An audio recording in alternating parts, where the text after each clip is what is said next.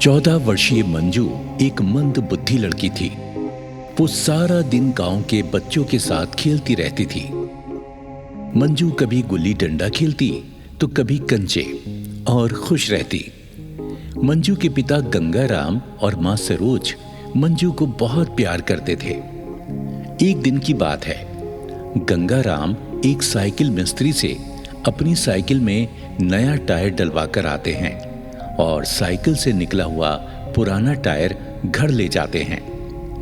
मंजू अपने पिता से टायर ले लेती है और टायर को चलाने लगती है। अरे वाह वाह, ये टायर चलाने में तो बड़ा मजा आ रहा है। अरे मंजू बिटिया, इस टायर के साथ क्यों खेल रही हो? तुम्हें चोट ना लग जाए बिटिया। नहीं लगेगी बाबा। तभी वहां मंजू की मां सरोज भी आ जाती है और मंजू को टायर चलाते देख गंगाराम से कहती है, तुम्हारी लाडली को अब ये नया खेल मिल गया है। अब ये इस खेल का पीछा नहीं छोड़ेगी, देख लेना। अरे खेलने दे सरोज, मंजू को खुश देखकर मेरा मन भी खुशी से झूम उठता है। और उस दिन के बाद से मंजू सारा दिन गांव की गलियों में टायर चलाते हुए खेलती फिरती है। मंजू को टायर चलाते हुए देखकर गांव की महिलाएं हंसती हैं और आपस में बातें करती हैं। अरे चंपा, देख तो सही, गंगाराम भाई की बावली बेटी कैसे लड़कों की तरह टायर चलाती हुई घूम रही है।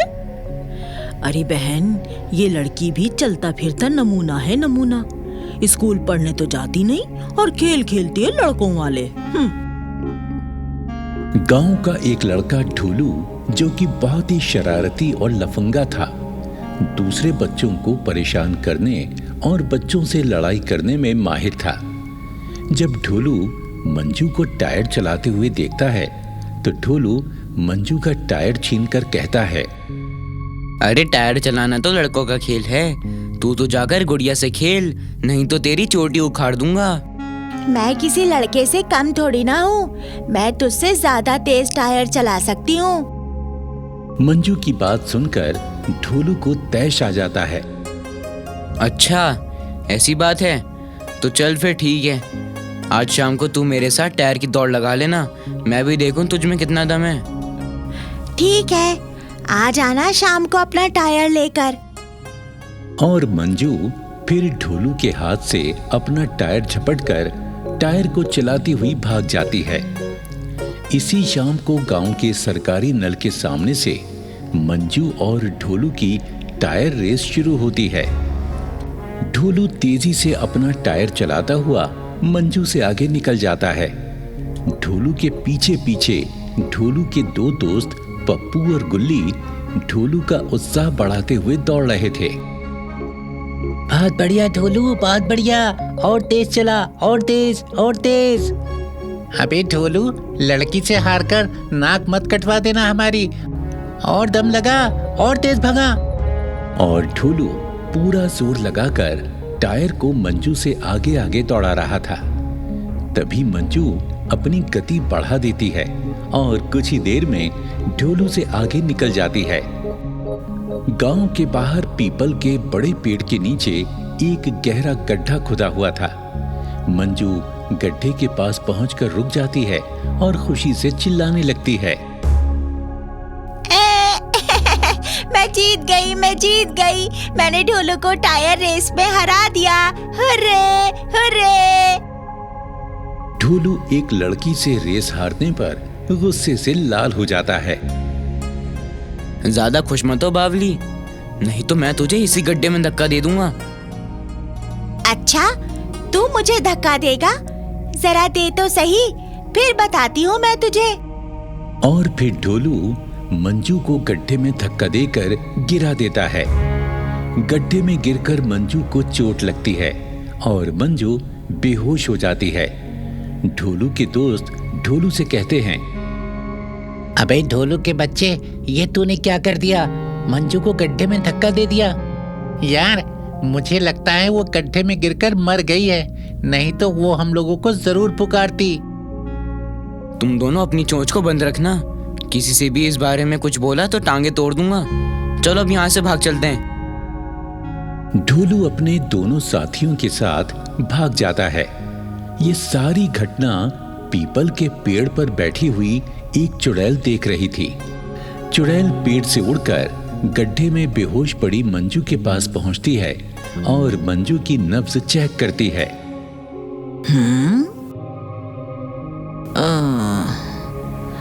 ईश्वर तेरा धन्यवाद, ये बच्ची अभी जिंदा है। मुझे इस बच्ची को जादुई ग्लूकोज चढ़ानी पड़ेगी, नहीं तो खून बह जाने के कारण ये मर भी सकती है। और चुड़ैल बेहोश मंजू को जादुई ग्लूकोज की ड्रिप लगा देती है और फिर रात हो जाती है। मंजू के माँ बापू मंजू के अचानक लापता हो जाने से बहुत परेशान होते हैं। अरे पता नहीं मेरी बिटिया कहाँ गायब हो गई। मैं तो उसे पूरे गांव में ढूंढ आया हूँ, पर वो मुझे कहीं नहीं मिली। हाय मेरी मंजू, तो कहाँ चली गई मेरी बेटी? सुनो जी, जरा ढूंढ के तो लाओ, कहाँ चली गई मेरी बच्ची मंजू? रात के अंधेरे में साइकिल का एक टायर अपने आप ही चलता हुआ गांव की गली में चला जा रहा था। गली के दो कुत्ते टायर की तरफ देखते हुए भौंकने लगते हैं, लेकिन टायर सीधा चला जा रहा था। ढोलू के घर के सामने आकर टायर रुक जाता है और ढोलू को पप्पू की आवाज में पुकारता है। ढोलू, ओ भाई ढोलू, अरे जल्दी से बाहर आ, मुझे तुझसे एक जरूरी बात कहनी है। अंदर घर में बैठा हुआ ढोलू आवाज सुनकर सोचने लगता है। अरे ये पप्पू का बच्चा मुझे रात में क्या बताने आया है, चल कर देखता हूँ। ढोलू उठकर घर के बाहर आता है तो अपने गेट के आगे एक टायर को पाता है। टायर को खड़ा पाकर वो सोचने लगता है, अरे ये क्या, पप्पू तो यहाँ पर है ही नहीं, फिर मुझे पुकार कौन रहा था? तभी टायर चुड़ैल की आवाज में बोलने लगता है। तुझे पप्पू ने नहीं, मैंने पुकारा था बदमाश। रुक जा, कहाँ जा रहा है? और फिर वो टायर हवा में उछल उछल कर ढोलू की पिटाई करने लगता है। अरे मर गया रे, हाय कोई मुझे इस टायर से बचाओ, हाय कोई मुझे इस टायर से बचाओ। ढोलू का शोर सुनकर ढोलू के माता पिता और पड़ोसी भी घर से बाहर निकल आते हैं और टायर द्वारा ढोलू की पिटाई होती देखकर हैरान रह जाते हैं। तभी चुड़ैल भी प्रकट हो जाती है। चुड़ैल को देखकर सब डर जाते हैं। ए चुड़ैल, तू मेरे बेटे को क्यों पीट रही है? मेरे ढोलू ने तेरा क्या बिगाड़ा है? बहन, तुम्हारा ये बेटा बहुत लफंगा है। मैं इसे पटक पटक कर इसकी हड्डियां तोड़ दूंगी। चुड़ैल ढोलू को हवा में उठाकर जमीन पर पटक देती है। ओई माँ, मेरी तो हड्डियां टूट गई रे। अरे अरे अरे अरे चुड़ैल बहन, मेरे बेटे को छोड़ दे, मैं तेरे आगे हाथ जोड़ता हूँ, तू इसे माफ कर दे। ये लफंगा माफी के लायक नहीं है। जानते हो आज इसने क्या किया है? और फिर चुड़ैल ढोलू द्वारा मंजू को गड्ढे में धकेलने की सारी घटना लोगों को सुनाती है। ढोलू चुड़ैल से कहता है, मुझसे गुस्से में बहुत बड़ी गलती हो गई, मुझे माफ कर दो। आज के बाद मैं भूल से भी ऐसी गलती नहीं करूंगा। अच्छा, तो तूने गलती की है, चल मुर्गा बन, माफी मांग नालायक। ढोलू मुर्गा बन जाता है तो वहां खड़े लोग चुड़ैल से कहने लगते हैं, अरे चुड़ैल बहन जी, अब तो ये मुर्गा भी बन गया, अब तो इसे माफी दे दो। हाँ हाँ, इसे इसकी गलती का एहसास हो गया, अब तो इसे माफ कर दो। ठीक है, तुम सबकी सिफारिश पर मैं इसे माफ करती हूँ, पर आगे से इसने अगर कोई बुरा काम किया तो मैं इसे छोड़ूंगी नहीं।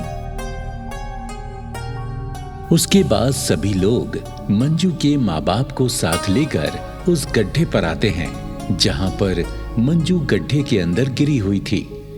चुड़ैल गड्ढे में उतरती है और मंजू को गोद में लिए गड्ढे से बाहर आकर मंजू को उसके पिता के हवाले कर देती है। चुड़ैल बहन, तुमने मेरी बिटिया की जान बचाई, तुम्हारा बहुत बहुत धन्यवाद। धन्यवाद कैसा? अरे ये तो मेरा फर्ज था। और फिर चुड़ैल वहां से गायब हो जाती है।